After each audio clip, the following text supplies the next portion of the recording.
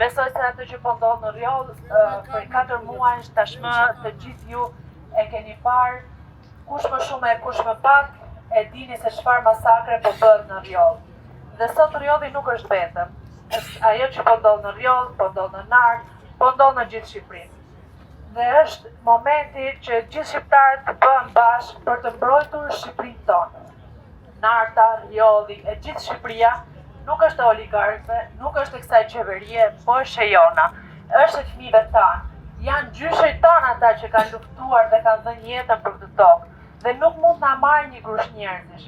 Nuk mund na marrë vetëm për interesat e një grushti njerëzish. Nuk është e drejtë që po bëhet. Nuk është e drejtë që ne na merret toka, na merret prona, na dëmtohen zonat e mbrojtura.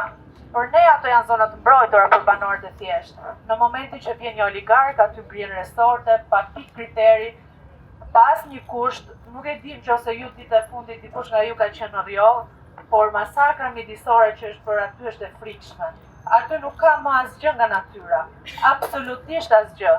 Aty ka vetëm vinça, beton, gur, dhe nuk po ndodh vetëm në Rjoll, po ndodh në gjithë malin e Shënxhinit. Ata po marrin gur nga pjesë të ndryshme të malit dhe po i sjellin për të mbushur tokën e resortit. Po mbushin ato kneta që për vite me radhë kanë qenë dhe burim jete për banorët, në ato kushte shumë të vështira, kanë qenë burim jete për gjallësa të ndryshme dhe sot do jenë thjesht resort i oligarkëve. Gjë që nuk është e drejtë. Ndaj ju bëj një thirrje shumë të madhe të gjithë shqiptarëve, është momenti që ne të zgjohemi. Është momenti që të mbrojmë atë pak Shqipëri që na kanë lënë, të mbrojmë pak dinitet që na kanë lënë për të jetuar në këtë tokë. Na kanë marrë çdo hallk të jetës tonë në këtë tokë. Na kanë marrë arsimin, shëndetësinë, drejtësinë. Duhet na marrin dhe natyrën, duhet na marrin dhe pronën. Nuk është e drejtë. Nuk është e drejtë dhe është detyrë e gjithë secilit prej nesh që të ngrihemi dhe të mbrojmë atë që kemi borxh të parëve tanë dhe fëmijëve tanë.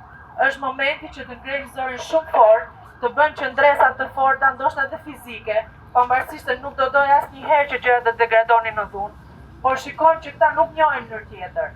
Në Rjoll ne shoqërohemi çdo ditë nga policia. Ka qenë e turpshme sjellja e policisë shtetit aty ndaj banorëve dhe policia e shtetit është ndërruar në roje private të oligarkëve. Ajo polici që ne e paguajmë me taksat tona, ajo polici që duhet jetë aty për të mbrojtur drejtat tona, për të hetuar krimin, ajo polici bëhet palë e krimit, bëhet pjesë e krimit, duke na larguar ne nga ato troje që kemi të drejtën të jetojmë dhe duke sjellur oligarkët, duke dëmtuar çdo pjesë të natyrës së Shqipërisë. Normalisht është përgjegjësi shumë e madhe e kësaj qeverie, ndoshta edhe pak e ndërkombëtarëve që lejuan ndryshimin e ligjit të zonave të mbrojtura.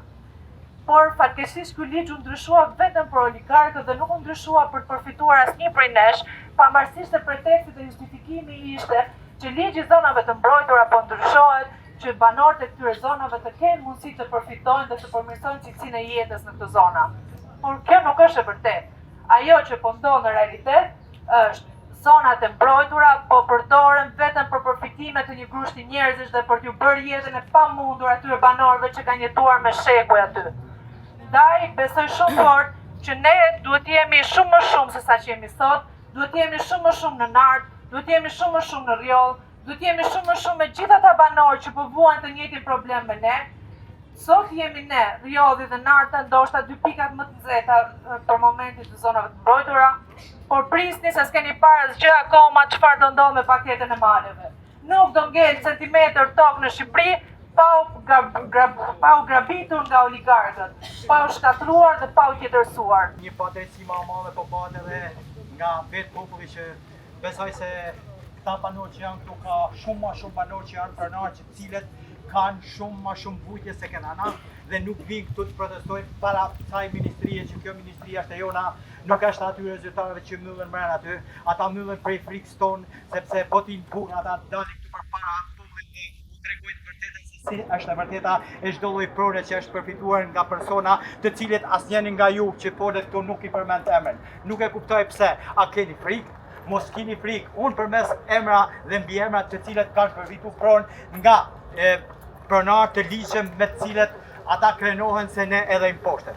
një nga ata është edhe djali Sali Berisht, I cili I them dhe I kam thënë dhe do t'i them dhe çdo moment unë do t'ja them atij, dil para popullit shqiptar, dhe veçanërisht para popullit të Rjollit, të cilit kanë votu 35 vjet ke fitu në atë fshat dhe sot u ke dal kundra. Aq më tepër në parlamentin shqiptar ku ne ishim prezent aty pas një ftese që na krijuan partia Mundësia, e cila na dha mundësi të jemi prezent në parlament dhe në momenti që ne morëm fjalën për Rjollin dhe për pronat e fshatit Paks Rjoll dhe gjithë Shqipërisë, ata u shtuken. Dhe një nga ata ishte Sali Berisha, që ju të lutem rri dhe na dëgjoj problemet dhe na mbështet për pronat tona. Një nga ata është edhe vllai Edi Ramës. Unë nuk kam frikë as Edi Ramën as njerin tokë. Unë për pronën dhe për jetën dhe për familjen time, unë do t'ja jap jetën. Besoj se gjithë që jeni këto, besoj se ndonjëri nga ju don që të lëshoj pronën, t'ja japin edhe familjen e Edi Ramës. Merre familjen, merre gjithçka.